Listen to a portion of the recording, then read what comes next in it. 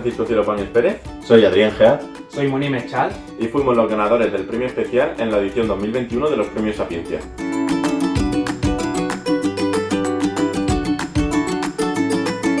A la hora de elegir el tema se propusieron varios temas y el tema que más nos gustó fue el efecto tóxico de los metales pesados sobre algunos vegetales.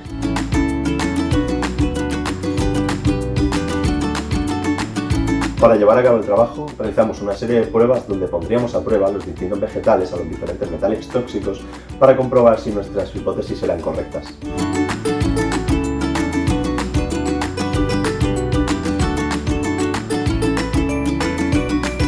Nuestros dos principales problemas era, primero de todo, que selectividad estaba a la vuelta de la esquina y nos quitaba mucho tiempo, y el segundo, que teníamos que ir midiendo una a una las semillas y habían aproximadamente unas 800. Entonces esto se solucionó echando muchísimas más horas y yendo todos los días al laboratorio de 7 a 3 de la tarde.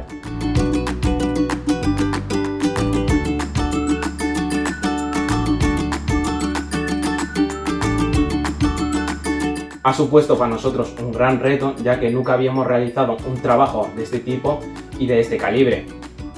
También fue una gran experiencia de la que aprendimos mucho.